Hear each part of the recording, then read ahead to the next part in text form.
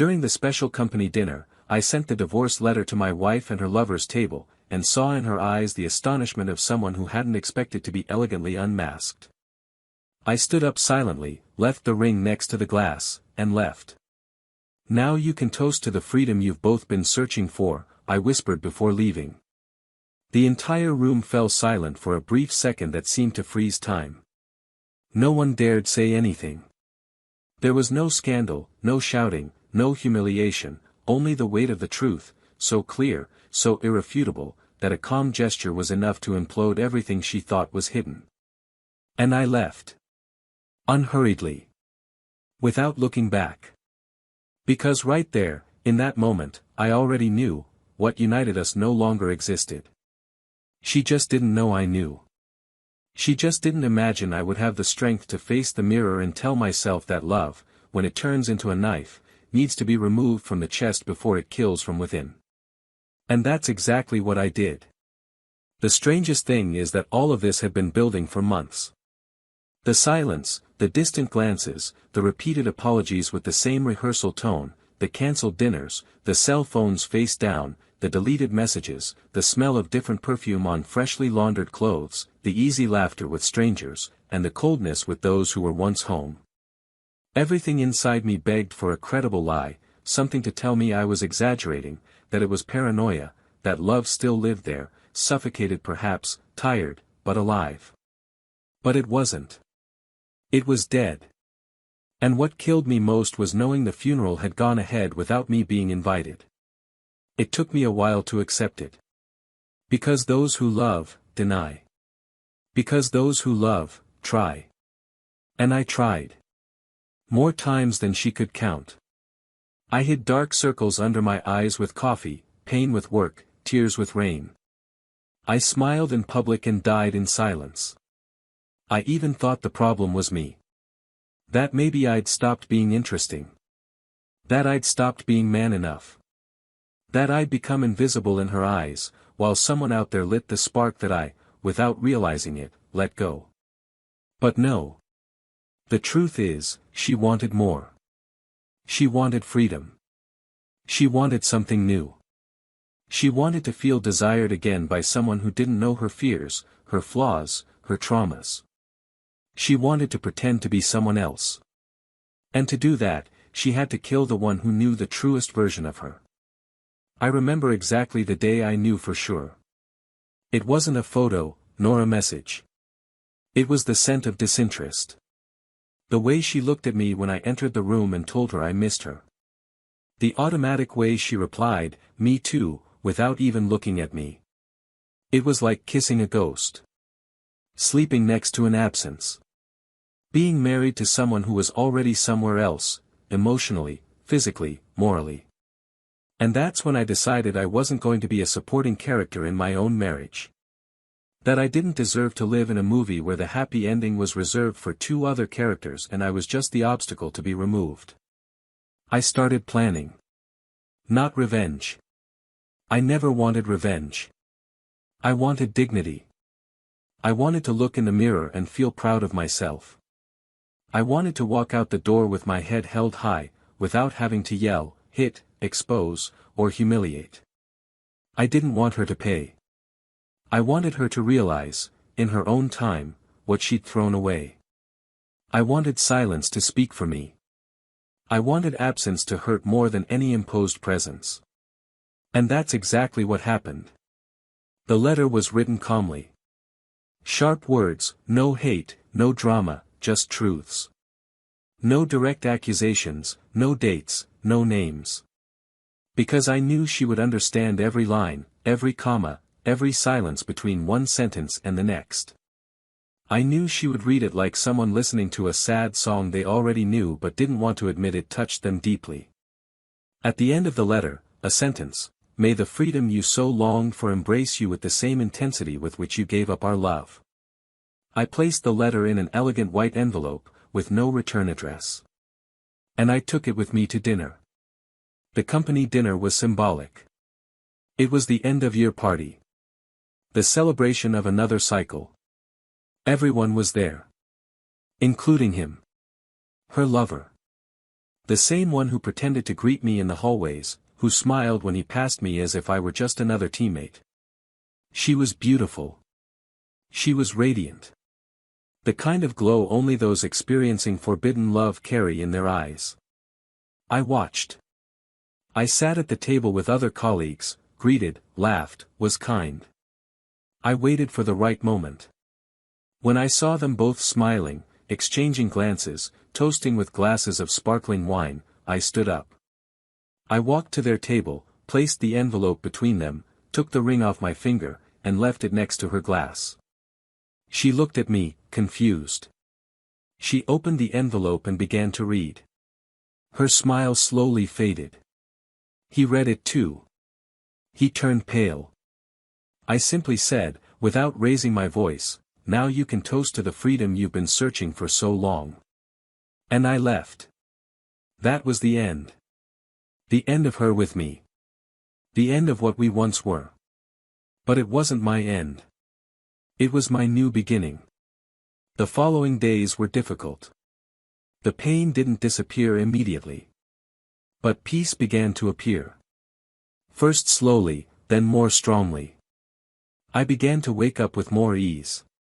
To eat without feeling the bitter taste of betrayal. To walk around the house without avoiding rooms. To listen to music without changing the station. And it was in this process that I met someone. Someone who didn't arrive to replace. Who arrived to add. Who didn't ask for proof, simply offered presence. Who didn't invade my space, simply stayed where there was room. Who valued every detail, every silence, every laugh, every attempt I made to trust again. Meanwhile, she disappeared. Didn't call. Didn't write. Maybe out of shame, maybe out of pride. Or maybe because she thought I was still there, waiting, hurt, available. But I wasn't. I was rebuilding what was left of me. Until one day, months later, she appeared. She saw me with someone else. She saw us laughing together, sharing the kind of intimacy that was once just ours. And she noticed. Not by the kiss, or the touch. But by the lightness. By the way my eyes were free, how genuine my smile was. She realized I was no longer hers. And that was the hardest blow she could have received. Because betrayal is regretted. But loss is mourned. And she lost. She came to me later. She asked to talk. She said she'd made a mistake, that she'd gotten confused, that she thought it was just a phase. That she didn't want to lose me. That she realized it too late. That the other guy wasn't what she imagined. That he didn't want commitment. That he'd disappeared. That he'd left her alone. That, in the end, all she wanted was to come back. I listened. Calmly. With my heart already in another place. I said I forgave her. Because yes, forgiveness is necessary to move on. But I made it clear that forgiveness isn't an invitation back. It's not a rescue of history. It's just the missing full stop. And that now I was at peace. She cried. And for the first time, I didn't cry with her. Today we go our separate ways.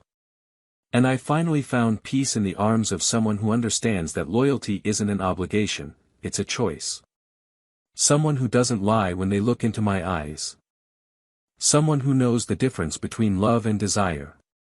Someone who chooses every day to stay, even when it would be easier to leave. And she understood, too late, that some choices can't be taken back. That there are gestures that never fade. That there are loves you only experience once.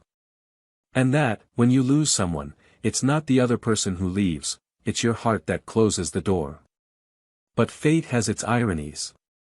Because, weeks later, chance brought us face to face again. A random coffee. A random morning.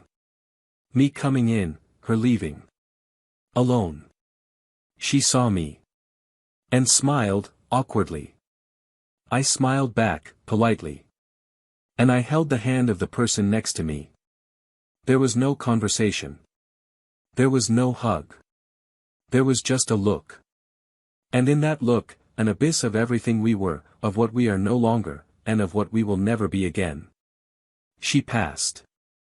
I remained. And for the first time, pain didn't visit me. Only certainty. The certainty that some stories need to end, so that we can begin to write others where we are not just loved, we are chosen. But what happened after that coffee? What did she do with everything that was left? And how did I know, definitively, that she truly understood the weight of the choice she made? The answer lies in the details of what came next. In the silences. In the gestures. And in one final scene, that none of us will ever forget. Welcome to the channel. Here, betrayal is not romance, it is destruction. The stories you will hear are fiction, but the feelings are real. Our goal is clear, to show how betrayal, however seductive it may seem, shatters what matters most: love, trust, and respect. Get ready. What's coming next is a story strong, true in emotions and with a lesson that will stay with you until the end. Press play. The truth doesn't always shout, sometimes it whispers, and destroys in silence. When Daniel met Clara, it was on an uneventful afternoon, in a small cafe tucked away between busy streets where he often wandered to escape the noise of the world. She was sitting at a table in the back, reading a random book with headphones on and a half-empty cup of coffee, as if time didn't exist. Daniel wasn't one to believe in coincidences, but there was something about that moment, a quick exchange of glances, an involuntary smile, a kind of unexpected familiarity, that made him think that perhaps some people were meant to be in our lives even when we're not looking for them. He was coming out of a turbulent period, the wreckage of a relationship that ended without warning and left him with a certain skepticism about love. But Clara didn't need to prove anything. She simply existed with a silent lightness that, little by little, washed away all the memories that still lingered. Clara had a subtle way of taking up space, as if she didn't ask permission but didn't invade either. Her laugh was light, her gaze always attentive to the fine print, as if she saw more than she was saying. She worked as a graphic designer at a publishing house and spent her days amid creative projects and bitter coffees, nurturing dreams she'd never admit aloud. Daniel, on the other hand, was a CFO at a mid-sized company, accustomed to spreadsheets, goals, and the pragmatism of firm decisions. But just being by her side reminded him that there was more than goals and deadlines, that there was respite amidst the chaos, that there was life beyond control. They complemented each other without forcing it. There was no effort in being together. And for a time, this simplicity was enough. They dated for 2 years before deciding to move in together. The apartment wasn't large, but it had a large window in the living room with a sunset view and walls they'd painted themselves over a weekend filled with face paint, cheap wine, and loud music. Friends said they were the kind of couple who seemed to function in silence, who spoke with their eyes, who knew how to share space without losing their individuality. On birthdays, Clara prepared surprises, hand-wrote cards, and organized intimate dinners, and Daniel, even though he wasn't the classic romantic type, made a point of learning to cook her favorite dish, just to see her smile. On Sundays, they had a ritual of doing nothing. They stayed in bed late, talking about life, the future, their fear of getting old, their desire for a dog, and perhaps someday, thinking about having children. Their life together was full of routine, but it was a routine they built with care. Clara was methodical about some things. She liked the towel folded a specific way, couldn't stand it when Daniel left his socks on the couch, and hated any kind of delay. Daniel, on the other hand, was more relaxed, more distracted by details, but always present in the important moments. They learned from each other.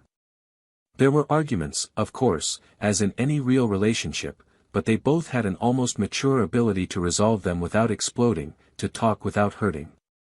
On difficult days, Daniel knew when to keep quiet, Clara knew when to approach.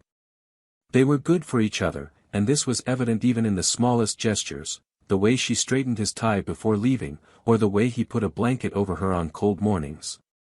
It was love, and it was also coexistence, choice, commitment.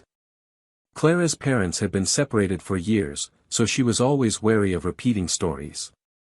Daniel, on the other hand, came from a structured family, the kind that still ate dinner together on Sundays and called each other to check if the other person ate well. He appreciated this and tried to bring this same sense of care to their relationship. Over time, Clara adapted to his ways, just as he also began to understand her silences, the insecurities that surfaced from time to time, her need to feel admired, validated. It wasn't vanity, it was fear. Fear of being forgotten. Fear of becoming invisible. They were married in a simple garden, with few guests and a clear sky that seemed painted just for that afternoon. Their vows were said with choked voices and unshed tears. Daniel held her hand tightly and spoke as if each word were an irrefutable promise. Clara smiled and, for the first time in her life, seemed to believe that forever could exist, as long as it was with him. After the ceremony, they headed for the coast. They rented a small, unpretentious house, but with a balcony overlooking the sea. They spent days oblivious to the world, turning off their cell phones, walking hand in hand on the sand, and speaking little, not because they lacked words, but because they overflowed with emotion. Over the following months, their life as a couple began to adjust to this new phase. Clara began taking on more freelance projects, wanting to feel more professionally fulfilled and independent. Daniel, for his part, took on a new challenge within the company, which required more hours and more focus. Their time together became a little scarcer, but they still maintained small rituals. They had dinner together whenever they could. They watched series on the couch, wrapped in a blanket. On Fridays, Clara would prepare a new recipe, and Daniel would bring wine. It was their way of remembering they were still there, they were still the two of them. But little by little, some small changes began to happen. Clara seemed more restless, more distant at times. She said she was tired, overwhelmed. He avoided certain topics, his moods changed more easily. Daniel understood, of course, but didn't know exactly what to do. He thought it was a phase. That she was going through some personal crisis and that everything would resolve itself in time. He decided to give her space. He encouraged her to go on a solo trip for a weekend, offered to help with her projects, and tried to be more present even when exhaustion was looming. But Clara, while grateful, seemed aloof. It wasn't coldness. It was as if her mind was elsewhere all the time. Friends noticed the change. Dinners as a couple began to be cancelled. Meetups with mutual friends became more rare. Clara no longer responded to group chats, Daniel gave vague excuses. There was an awkward atmosphere, but no one talked about it. Because everyone knew them as the couple that worked, and no one wanted to admit that something was breaking down. And deep down, Daniel still believed everything would go back to the way it was. He was making plans for their upcoming wedding anniversary. He thought about traveling, maybe redoing their honeymoon. He started secretly saving money to surprise her with a new ring, the kind with personalized engravings. He didn't just want to remember their love, he wanted to win it back. Show her it was still worth it. That it was still possible. Even without saying it out loud, even without admitting there was something missing. Because love, for him, has always been this, staying even when it would be easier to give up. Clara, on the other hand, became increasingly withdrawn. She didn't fight, she didn't argue. But she also stopped complimenting. She didn't touch with gratuitous affection. She didn't look into his eyes with the same warmth. When Daniel arrived, she left the room. When he tried to talk, she responded with short answers. It was as if she were only physically present, while emotionally withdrawing a little each day. Still, they kept up appearances. Occasional photos on social media, smiles at work dinners, automatic pleasantries at family gatherings. But between those four walls, there was a deafening silence. An absence that hurt more than any scream. Daniel, trying to maintain his composure, pretended not to see. Because admitting it would mean accepting that he was losing someone he still loved. And deep down, he believed that loving also meant enduring. Time passed. The house remained tidy, the dishes were washed, the bills were divided, the chores were completed. But his heart no longer beat in sync. And yet, he kept trying. Because when Daniel promised love, he didn't just promise it in the happy times. He promised it on the cloudy days too. And he believed that Clara was still there, somewhere behind the coldness, waiting to be rescued from herself. What he didn't know, and didn't even suspect, was that history was already heading toward a point of no return. A point where love, respect, and truth would be cruelly tested. A point where silence would cease to be protection and become a sentence. And everything he believed about love, loyalty, and forgiveness would be challenged. But, at that moment, he didn't know yet. There was still hope in his gestures. There was still faith in his eyes. And, even though something was already crumbling, he insisted on rebuilding, unaware that someone, on the other side, had already abandoned the project. Daniel began to notice the small deviations more clearly on a seemingly ordinary Wednesday. Clara had left early, saying she had a meeting with a client out of town, something about a new visual identity proposal for a cosmetics brand. It was the kind of job that came up occasionally, and he saw no reason to be suspicious. But that afternoon, returning home early after a cancelled meeting, he noticed her car was still in the garage. At first, he thought perhaps she'd returned due to an unexpected event, forgotten something, or had a change of plans. He climbed the stairs slowly, briefcase still in hand, and upon entering, he heard no sound. No movement. The house was completely silent. He called her name twice and received no response. He went to the bedroom and found it just as they'd left it that morning, only a little more messy. Nothing seemed out of place, except for an uneasy feeling growing inside him with no concrete explanation. It was only upon entering the office that he noticed the freshly used coffee cup on the table, still steaming, and her scarf thrown over the chair. No sign of work. Just a presence that didn't make sense given the absence she'd claimed. He didn't ask anything that night. He just watched Clara act normally, as if the day had unfolded exactly as she described. But at that moment, something stirred within him. The trust, so solid, began to silently crack. In the following days, Daniel began to pay closer attention to details he'd previously ignored. He began to notice that Clara carried her phone everywhere, including to the bathroom, and that her messages were always muted. Sometimes he'd catch her looking at the screen with a small smile, and when he approached, she'd quickly switch apps. There were times when she seemed completely disconnected from the house, oblivious to the day's affairs, responding automatically. When he asked her something, she was slow to react, as if her mind was always occupied by something unrelated to him. Still, Daniel tried to maintain his balance. He made breakfast as usual, texted her throughout the day, suggested dinners, short trips, but she'd decline with some plausible justification. He began to live between denial and discomfort, trying to avoid jumping to conclusions while feeling the ground slowly shift beneath his feet. One night, while Clara slept, Daniel got up to get water and saw her phone flashing on the bedside table. It was a message notification with a name he'd never seen before. A neutral, common name, but it immediately sparked unease. He hesitated. He'd never invaded her privacy. Never needed to. But instinct prevailed. He grabbed her phone, but it had a password. He didn't try to figure it out. He simply put it back, but he slept little that night. And the following nights became worse. Daniel began to lose his appetite, avoided going out with friends, and at work, his performance declined. He was in a constant state of alert, trying to piece together loose pieces of a puzzle he wasn't even sure he wanted to complete. Until one afternoon, while returning from the supermarket, he saw Clara leaving a restaurant downtown. She wasn't alone. She was accompanied by someone.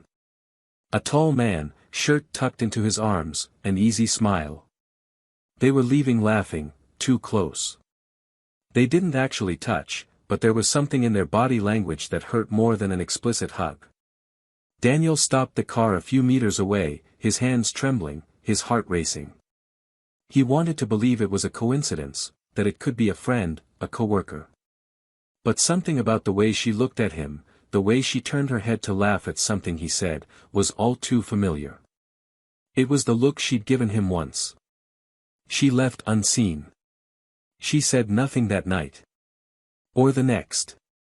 He kept the weight of the image to himself, and for the first time, he felt he was facing something real.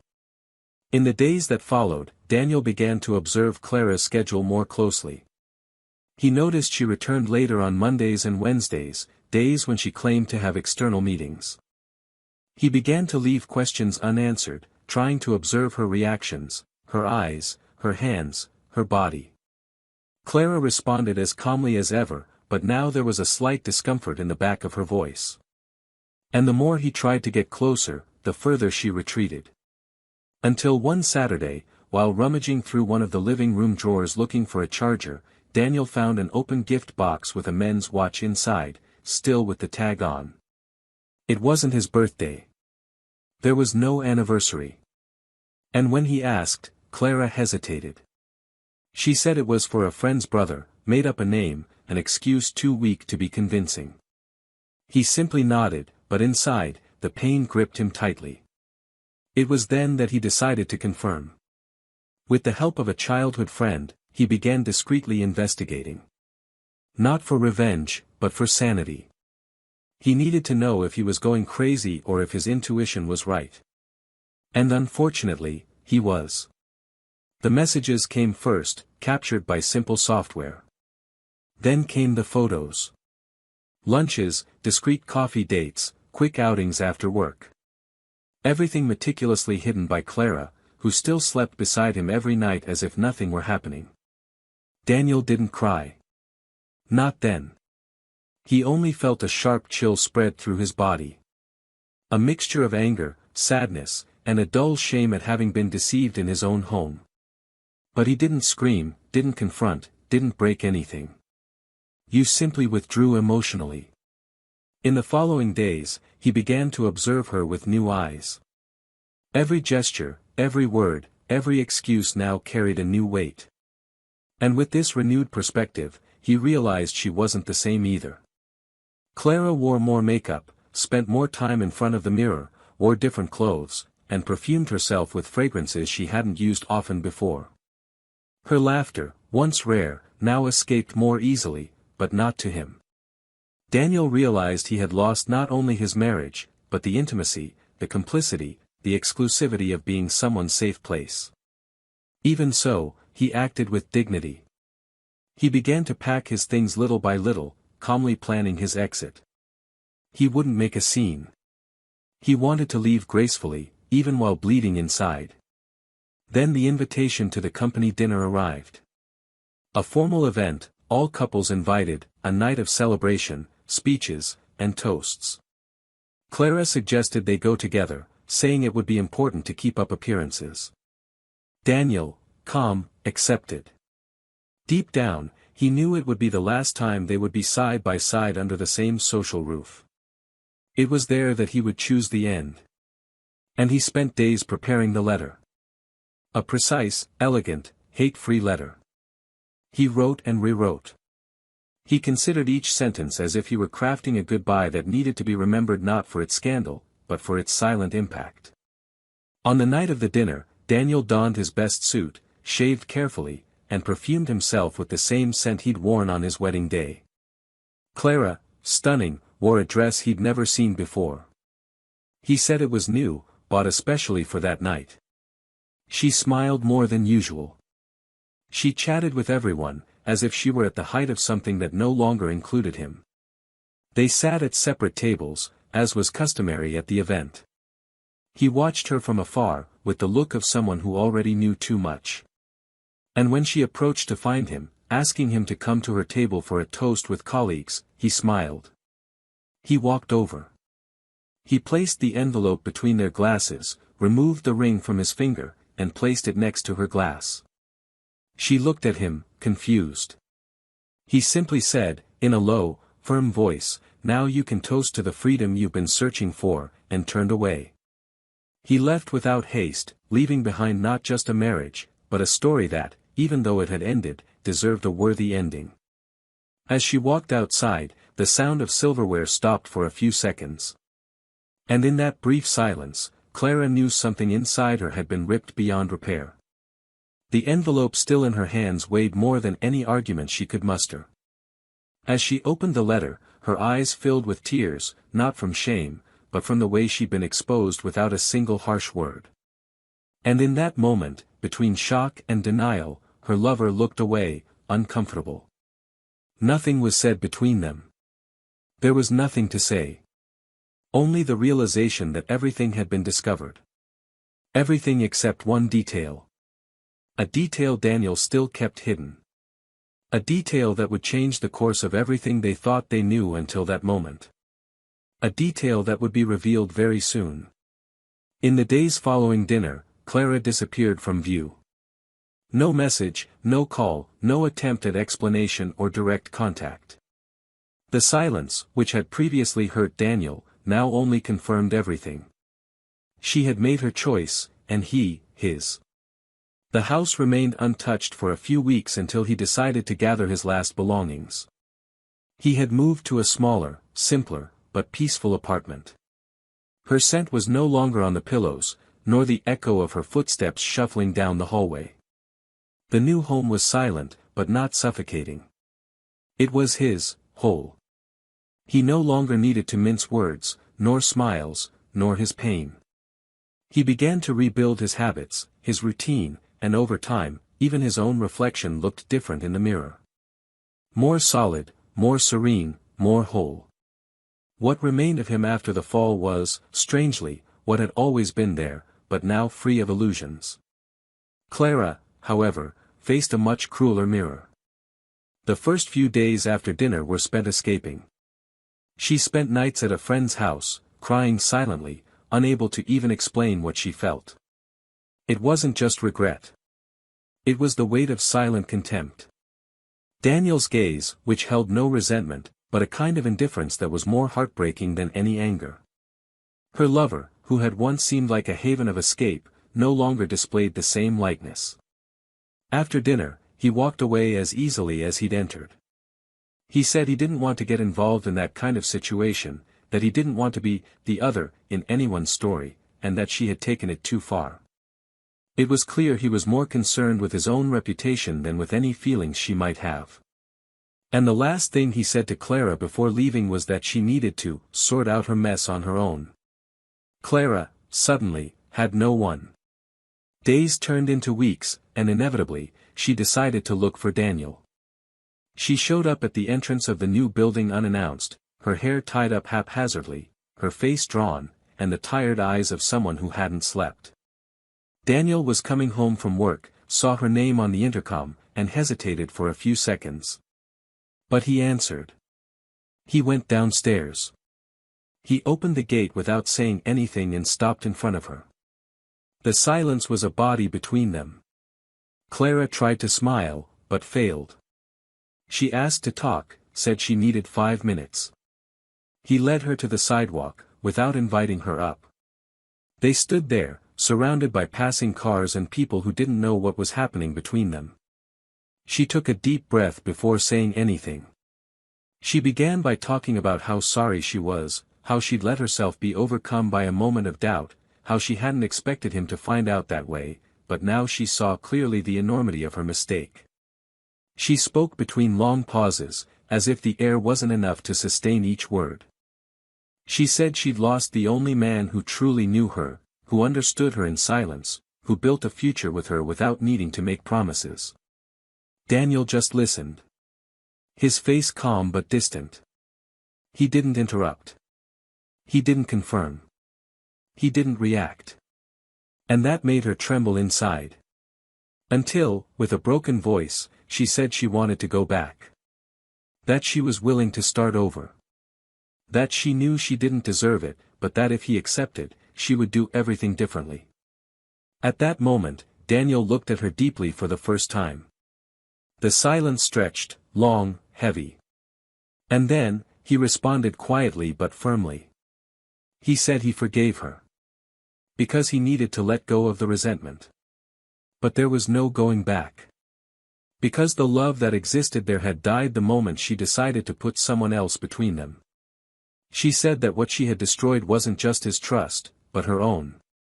And that now, as much as she wanted to be, she was no longer a part of his life. Clara tried to justify herself, cried, and held onto his arm, but he gently let go and said only that the cycle had to end there. That moving on was her only choice. She left without knowing what hurt more, the end or the fact that he was calm. Because Daniel didn't yell, didn't accuse, didn't cry. He simply wasn't there anymore. And that kind of absence was unbearable. The following days were a failed effort to move on. She tried to resume projects, reconnect with friends, return to a rhythm of life that no longer made sense. Because everything now revolved around the emptiness she herself had created. She wasn't a victim. And that ate away at her. Weeks later, chance brought another wound. Clara walked into an old cafe in the city, a place she used to frequent with Daniel. She hadn't been there in a while, perhaps to avoid memories. But that afternoon, something drew her there. I wanted to escape the world for a few minutes. When he opened the door, the bell rang as always. She walked to the counter and then stopped. In the right corner, at the same table where they usually sat, was Daniel. He was laughing with someone. A woman. Light brown hair, a calm gaze, a sincere laugh. She wasn't exuberant. She was serene. And there was a naturalness between them that hurt. Clara couldn't look away. Daniel saw her. He stopped laughing for a moment. Their eyes met. And he simply nodded politely. A brief, neutral, almost fraternal smile. Then he returned to his conversation with the woman in front of him as if Clara were just another old memory not worth rehashing. She stood there, frozen. Her chest tightened. Heat rose in her face. She left without asking for anything. She cried in the car. Not out of jealousy. Not because of the image of him with someone else. But because, for the first time, she understood that he hadn't just forgiven her, he had moved on. And that was something she could never undo. Days later, driven by an impulse mixed with pain, Clara wrote a letter. The letter she should have written before she made her mistake. A genuine apology. Not with the intention of winning him back, but of redemption. A letter that spoke of everything she felt, of how she lost herself trying to find something outside that had always existed within. About how she sought validation in the wrong hands and destroyed everything that truly mattered. About how she had learned, the hard way, that love cannot tolerate repeated lies. She left the letter in the lobby of his building, nameless, with the simple certainty that if he read it, he would understand. But Daniel didn't answer. And he didn't need to. Because the greatest answer had already been given in that cafe. He didn't hate. He didn't ignore. He didn't deny the past. But he had understood that certain wounds, even healed, leave scars that never allow one to return to the same place. Time passed. Clara learned to deal with the pain, the guilt, the looks of those who knew.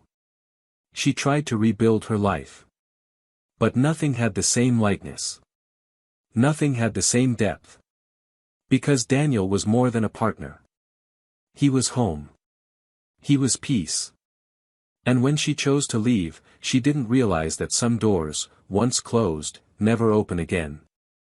But fate still had one last surprise in store. Something she could never have foreseen. A secret that wasn't revealed at dinner, nor in the letter, nor in the silent encounters that followed. Something that, if revealed, would make everything even clearer. And would show that, in the end, the consequences of her choice would go far beyond what she imagined.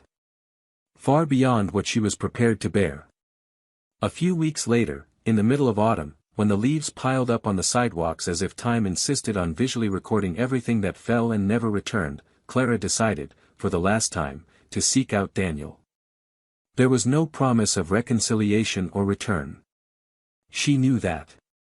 What remained now was not an attempt to win back his love, but perhaps to restore some semblance of humanity between them, some shred of dignity. She wanted to talk, to let out something that was silently eating away at her. And she knew he deserved to hear it, not because it was necessary for him, but because, in a way, the truth always exacts its price. And she knew there was still a part of the story that had never been told, something Daniel had never discovered, and that might change everything, or perhaps just put an end to what once was. Their reunion took place in a park, on a mild Saturday afternoon. Clara had sent a direct and to-the-point message, "I need to tell you something. I'm not looking to get back together, but I don't want to carry this alone." Daniel accepted, with the same sobriety as ever. When she arrived, he was already there. Sitting on a bench, wearing dark jeans, a gray t-shirt, and the same look that now no longer expressed his feelings, but rather observed. Clara approached slowly, sat beside him, and for a few seconds, neither of them said a word. The distant sound of children playing and birds echoed like a soundtrack too delicate for the tension that hung between them. She took a deep breath and began. She said that, first of all, he needed to understand that what she was about to reveal wasn't an excuse, nor a disguised apology. It was simply the truth. Something she'd hidden out of fear. And now there was no point in keeping it. Daniel remained silent. Clara then began to tell her story. She said that, months before the betrayal happened, on a day when he had left for a business trip, she'd run into a familiar face in a bookstore. It was the same man who, years before, had been her childhood crush.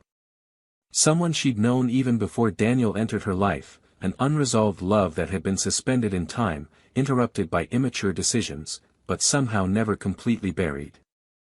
She said the reunion was initially innocent, a coffee, a quick chat. But there, in that unpretentious encounter, she felt something rekindle within her.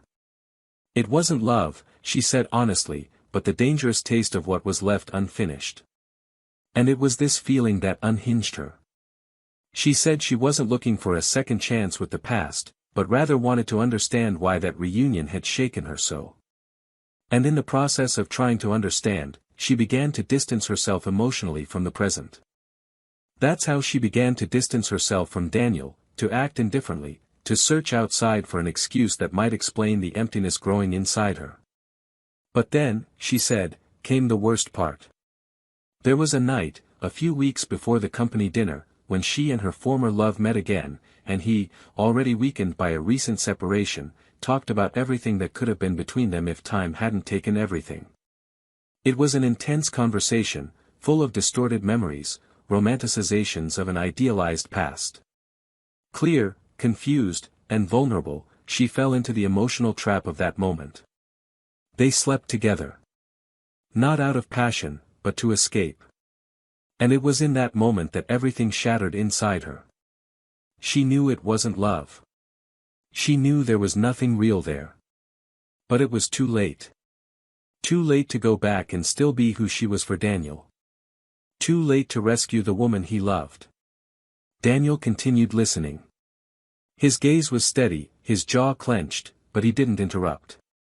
Clara then paused for a long time.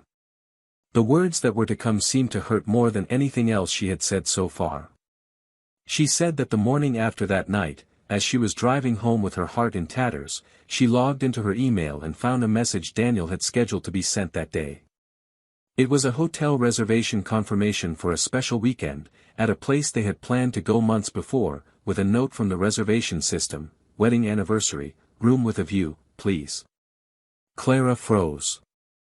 She said she read it sitting on the couch, her body still carrying the scent of another man. And it was there, on that silent morning, that she understood the depth of the abyss she had created. She said what destroyed their marriage wasn't the betrayal itself, but the disregard she felt for the little things he did, even when she was no longer the same. And that, after that, she didn't have the courage to confess. She just kept pretending, hoping he'd figure it out on his own. And he did. But not everything. Daniel stared straight ahead. He said nothing for a while. He seemed to process the information like someone who already knew it hurt, yet was still surprised by how deeply it cut. When he finally spoke, his voice was low, almost monotone, but there was a firm weight to each word.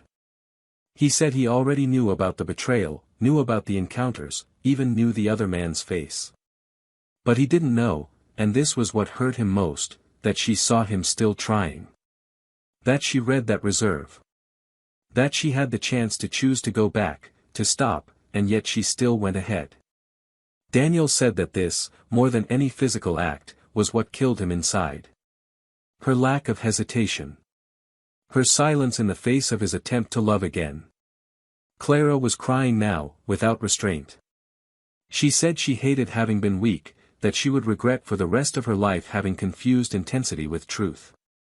She said that if she could go back, she would choose to talk, face the crisis, open her heart.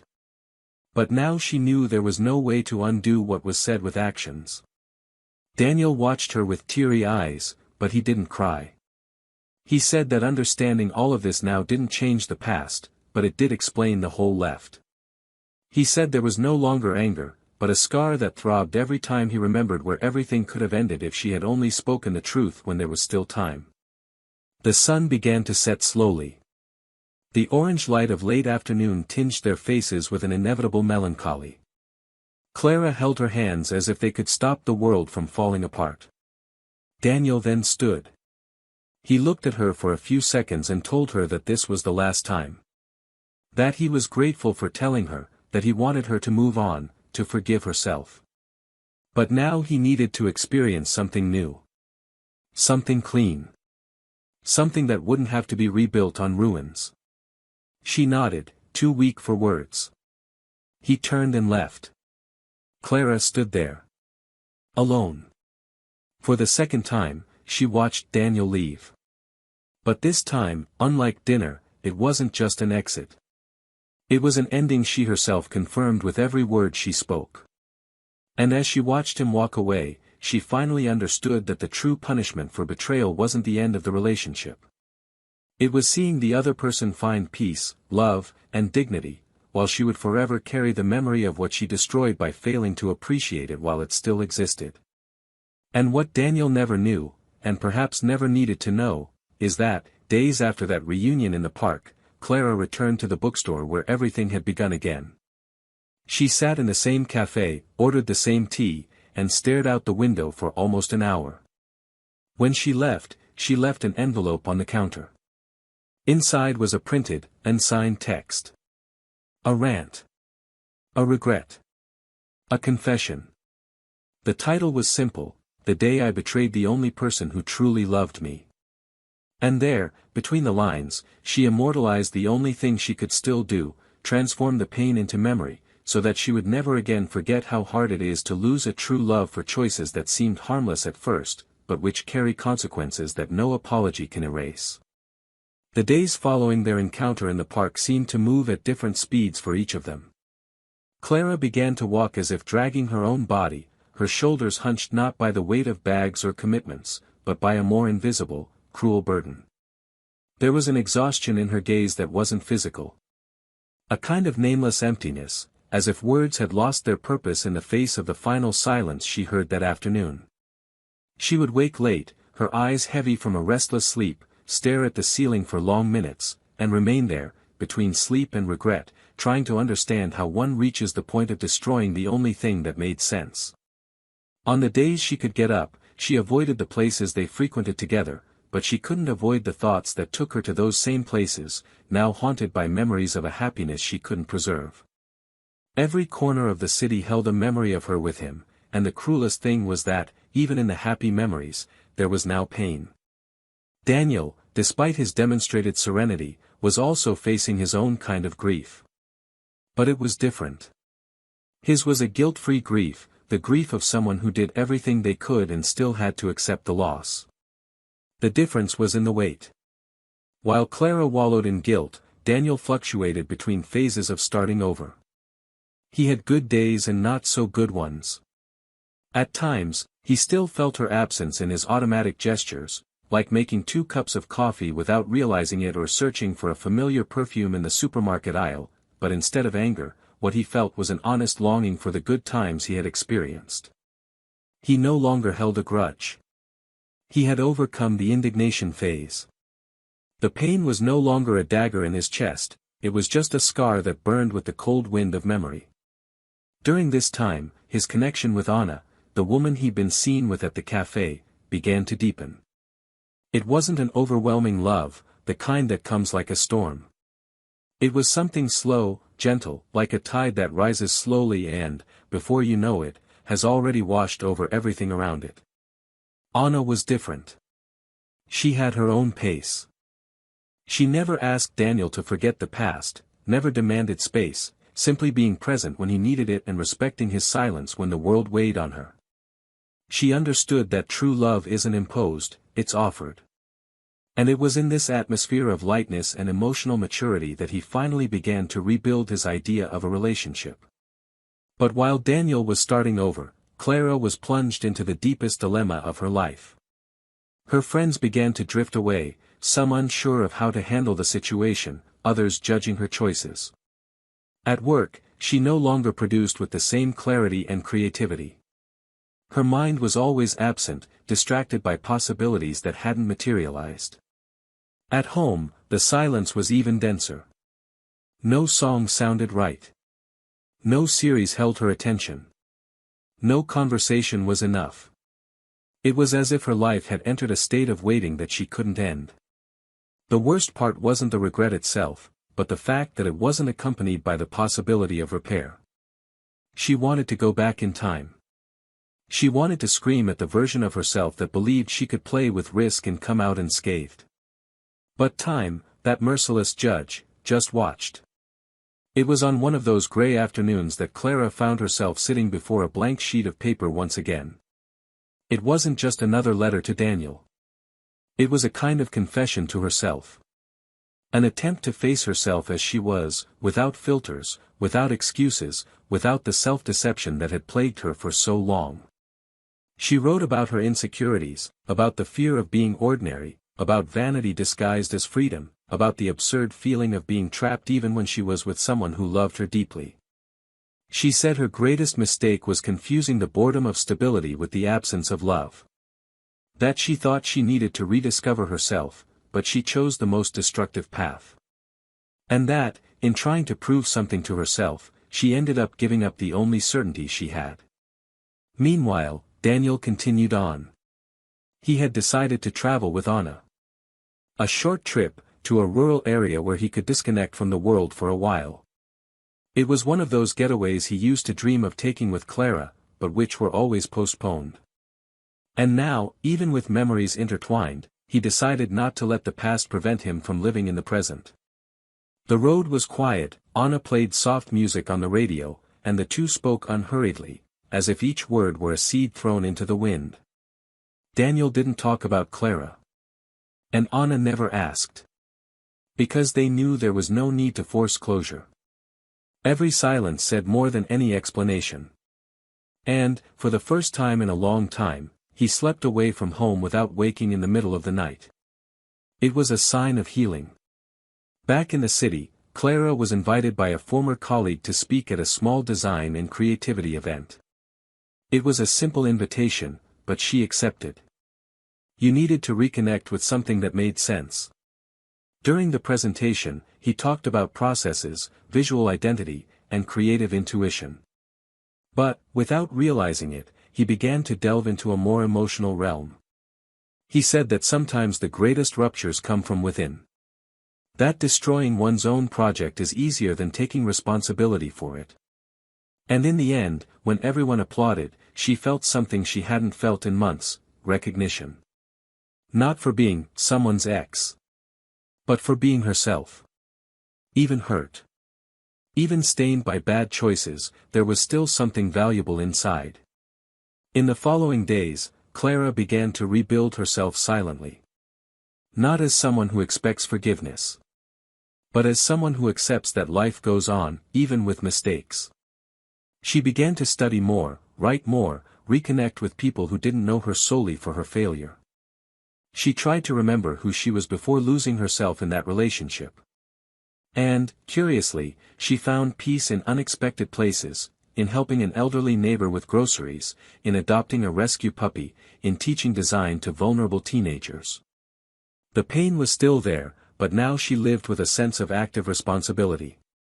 She couldn't change the past. But she could prevent it from being the only thing that defined her. The moral dilemma that haunted her, however, was not small. It was constant. Clara still wondered if she deserved to be happy. If it was fair, to her and to the world, to find peace after having caused so much suffering. And perhaps that was the big question that no ready-made answer could resolve. What to do with the guilt that lingers even after asking for forgiveness? How to continue living when you know you've destroyed something precious? There were days when she almost called Daniel, just to hear his voice. But she held back the urge. She knew it wasn't fair. That he now had someone. Someone who probably slept peacefully beside him. And that thought, though harsh, helped her remember that there were consequences that needed to be respected. Daniel, on the other hand, was now reflecting on something he hadn't expected: what to do with the good memories. He didn't want to erase Clara. Because erasing her would also deny the sincere moments they'd shared. But he also didn't want to harbor dangerous nostalgia. He learned to remember lightly, like someone leafing through an old album and smiling at the longing without drowning in it. He had learned that true love isn't just about building, but also about knowing how to say goodbye respectfully. With Anna, he experienced something different. Less intense, perhaps, but more conscious. You didn't need to prove anything. Just be there. And that, after all, was enough. Life went on. Each on their own path. Clara, rebuilding pieces. Daniel, forging new paths. But something remained between them, like an invisible thread that didn't demand reconnection, but just one last stitch. One last gesture. One last chance to, perhaps, look into each other's eyes and acknowledge that, despite the damage, there was something that resisted the ruin, the truth. And that, however painful, was all that remained. And it's at this point in the story that everything approaches a conclusion. Because time, with its cruel patience, always finds a way to reunite paths that still have something to say. And when that happens, when their eyes meet one last time, it won't be to relive, but to bring closure. And to show that forgiveness isn't always a new beginning, sometimes, it's just a beautiful way to say goodbye.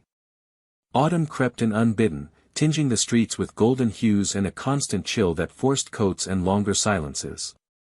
It was as if time knew what was happening inside each of them and decided to translate the landscape into metaphor. Daniel, now immersed in his new life, with a lighter routine and a companion who didn't require emotional bandages, had distanced himself from everything that reminded him of his old relationship. He'd changed his route to work, altered his gym schedule, and even chosen a new bookstore to frequent, even if it meant missing his favorite authors. All for a simple reason: to leave no trace. But the past, even though it was no longer an active part of his life, wasn't easily erased. It was present in occasional dreams, in certain songs that insisted on playing in public places, in the lingering glances of strangers who seemed to remind him of something he couldn't explain. Clara, after months immersed in a profound internal process of reflection and pain, began to allow new forms of life to infiltrate the gaps in her existence. It wasn't exactly happiness, or even peace, but there was a distinct stillness, like someone learning to walk among ruins and, little by little, beginning to plant small flowers among the rubble. Her days were still filled with involuntary memories, but she had stopped running from them. Now, she faced each memory as if cleaning a wound, gently, but without lies. It was during this process that she decided, for the first time in a long time, to accept an invitation to an informal dinner with former colleagues. It would be at a newly opened art gallery, a new place, a different audience, and it gave her the feeling of a small new beginning. Upon arriving, her eyes still searched for familiar faces, but they also avoided the urge to look for one she knew wouldn't be there. Daniel also received the same invitation, but declined. Not for lack of interest, but because he had other plans with Anna that night, an outdoor jazz festival, something she always talked about with enthusiasm. He watched her as she got ready, her hair loose, her lipstick bright, her almost childlike enthusiasm for something so simple. It made him smile genuinely, because there was beauty in seeing someone happy with so little. On the way to the event, the two talked about travel, books, and short-term plans. Anna mentioned the idea of opening a small music school for children, and Daniel, for the first time, offered help, not just financial, but practical. He was involved. Present. With her, he learned to offer without the weight of expectation. And that made him realize he was finally whole. Not divided. Not conflicted. Whole. At the gallery dinner, Clara reconnected with people she hadn't seen in a while. She received smiles, hugs, and a few awkward questions, all answered firmly. She realized it was possible to rebuild socially without having to justify every mistake with a mandatory forehead tattoo. At one point, a colleague invited her to see an art installation on the second floor. A series of abstract paintings explored the idea of rupture and reconstruction. One in particular caught her attention, an empty frame with a phrase written in small letters at the base: "Not everything that breaks needs to be fixed. Some things just need to be buried with respect." Clara stood there for a few minutes, alone.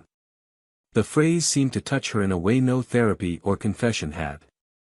And for the first time, she felt that perhaps closure didn't require reconciliation. Just understanding. Time continued to pass, and as happens in stories that draw to a close, a final encounter seemed inevitable. Not because of the script, but because some words only gain meaning when spoken with eye contact. It happened by chance, again. It was early December, a warm afternoon with a light breeze, and Daniel was with Anna at an end-of-year fair. Craft stalls, background music, children running with cotton candy, and couples scattered across the lawns. In one of the tents, Clara, who had joined a volunteer sustainable packaging design project, was participating as a guest. Her back was turned, organizing some labels, until she heard a familiar laugh. She turned slowly. Their eyes met. There was no shock, no rush, no hasty words. Just the awkward silence of those who recognize and respect the other's presence.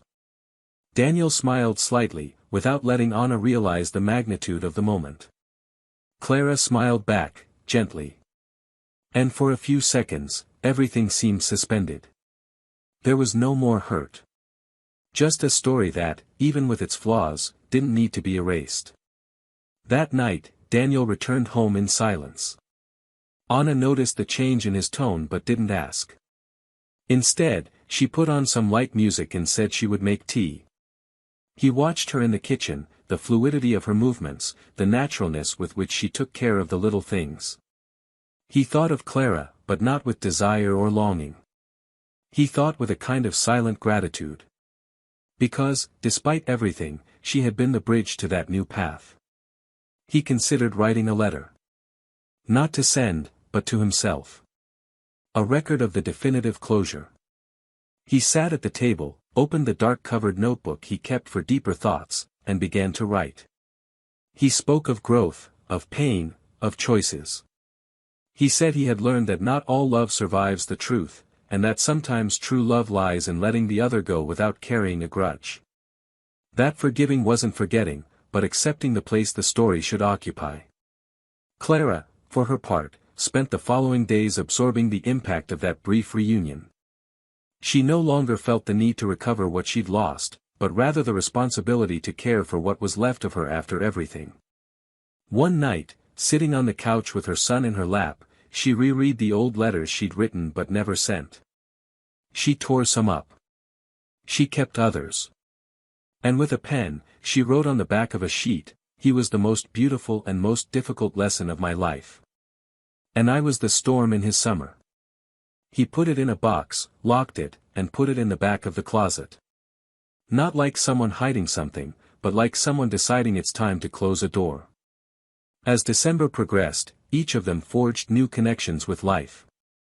Daniel began planning a longer trip with Anna, something more meaningful, perhaps abroad. Clara began teaching at a community college, and at the end of each class, she read a different text about choices. In one particular class, she read an excerpt from a little-known book that resonated with her own experience. Life always gives us chances to make the right choices, but only pain teaches us that every wrong choice has a cost that is sometimes eternal. The students listened in silence. She closed the book with a smile that blended regret and acceptance.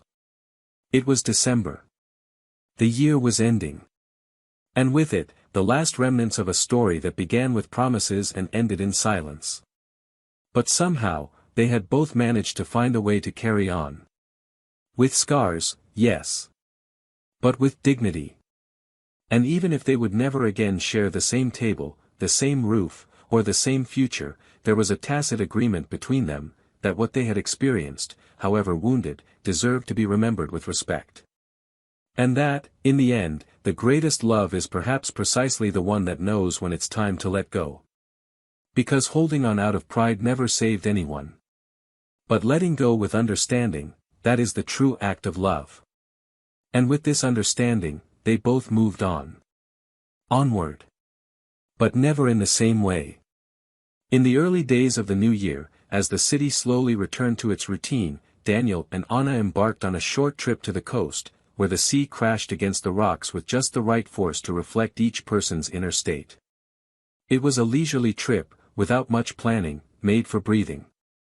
They walked along empty beaches at dusk, sharing long silences without the burden of needing to fill them. Daniel no longer carried the traces of what he had experienced, at least not in the same way. There was no longer any anger, not a shadow of bitterness. Only the clarity remained that love, when betrayed, can heal, but will never be the same. And yet, he had found something new, something that might not bring the same sparkle as it had at first, but brought a rare kind of peace. Anna watched him with understanding eyes, but without demanding. She knew that loving someone with a past requires patience, and she was willing. Not to heal him, but to accompany him. That time away from the city served to seal a phase. When they returned, Daniel made a decision. He proposed to Anna, without fanfare, without theatrical gestures, just with the exact right question at the right moment, over a cup of coffee in the morning. Anna said yes without hesitation.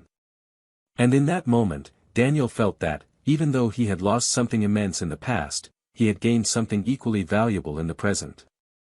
It wasn't a fresh start. It was a new story. Clara received the news of the engagement from a mutual friend who, unaware of the weight of her words, shared it naturally. At first, Clara simply nodded, with a brief smile and her eyes fixed on a sheet of paper in front of her. Then, upon arriving home, she sat on the living room floor and remained there for a while, without crying, without reacting, just absorbing it. It wasn't a surprise. She knew it would come at some point. But hearing, tenderly, that he now belonged to another story definitively sealed the end of the illusion that one day they could be something again. She got up, walked around the house in silence, and, opening a drawer, found the last letter she had written to him and never had the courage to send. She read it again, with fresh eyes, and then burned it in the backyard, watching the words slowly turn to ash. It was her way of finally freeing not only him, but also herself from what had been and would never be again. In the following weeks, she immersed herself even more in the social projects she had embraced. She began dedicating part of her time to women who, like her, had lost themselves in broken relationships, unhealed traumas, and years of regret. She began using her story as an example, not as a heroine, but as someone who knew exactly the price of a wrong choice. She said out loud what had taken years to understand, that freedom is not the absence of commitment, but the courage to be true to those you love, and especially to who you are. Some people criticized her for exposing herself so much. Others embraced her with gratitude. But no opinion mattered more than her own. Because now, for the first time, she could say she was at peace with her pain. Not healed, but understood. And that made all the difference. At the end of that same year, Daniel and Anna were married in a small ceremony, surrounded by trees and people nearby, far from the public eye, with no appearances to maintain. During the vows, Daniel spoke of new beginnings and the human capacity to flourish even after storms. He spoke of the value of an honest word and how trust is the foundation that sustains anything true. Anna, her eyes brimming with tears, simply held his hand tightly and said she would be there for all the seasons, those that blossom and those that undress. It was a serene, intimate wedding, without pomp, but charged with a lightness that only those who have known pain can appreciate. Clara learned about the wedding online. She saw a photo posted by someone she didn't know, but who tagged a mutual friend. The image was simple, Daniel and Anna smiling, surrounded by dry leaves on the ground and lights strung between trees. She stared at the image for a few seconds, then turned off her phone and went for a walk. It was a cold night, but the air felt good. With each step, she mentally repeated a phrase she'd once heard in a lecture: "A few losses teach us more about love than 1,000 presences." And in that moment, she understood that the love Daniel offered her was what allowed him to learn to love someone even better after her. And even though it hurt, there was a lesson there that would carry with her forever. The years passed. Daniel became a father. Anna gave birth to a girl, and the name she chose was Helena, a combination of familiar names that represented new beginnings and strength. Daniel, holding his daughter for the first time, felt a kind of emotion he'd never known. It wasn't just love. It was responsibility, continuity, hope. And in that moment, he realized that everything he'd experienced before had made sense only to lead him to this point. He had truly forgiven himself, his old relationship, all the hurt. And now, he could teach his daughter, one day, that true love isn't about permanence, but about truth. And that betrayal, however tempting it may seem in a moment of doubt, is never worth what it costs later. Clara, for her part, never remarried. She had brief relationships, some intense, others calm, but none that led her to give herself completely again. Perhaps because, deep down, she didn't feel ready. Or perhaps because, even unconsciously, she always compared. Still, she lived with dignity. She became a reference in her professional field, received invitations to lecture in other cities, and began to be viewed with respect again. But most importantly, she began to respect herself again. She created a blog where she wrote chronicles about love, loss, and new beginnings. In one of them, she told her story with Daniel: no names, no hurt, no heroism. Just the truth. And this chronicle was shared thousands of times. People of all ages commented, were moved, and reflected. Because there was something there that the world recognizes as necessary: the courage to admit a mistake and the humility to not try to justify the unforgivable. The story ended not with grand gestures, nor with forced reunions, but with life following its natural course. Daniel, now a father, husband, and man at peace, wrote letters to his daughter that she would only read at 18. Clara, a reconstructed woman, chose to live with conscience and help others avoid making the same mistake. Each with their own truth. Each with their own journey. And so, their story didn't end in reconciliation, but in understanding. Because not all love is meant to last forever. But every betrayal leaves scars that, even when healed, change what we were forever. If you've made it this far, comment below what you thought of this story. We want to hear your opinion, your perspective, and what you felt listening to this drama of love, loss, and forgiveness. Don't forget to subscribe to the channel for more stories like this. Every week, a new narrative that makes you reflect and feel. And take this reflection with you: betrayal doesn't just destroy relationships, it destroys trust, families, dreams. It erases happy memories and rewrites entire futures.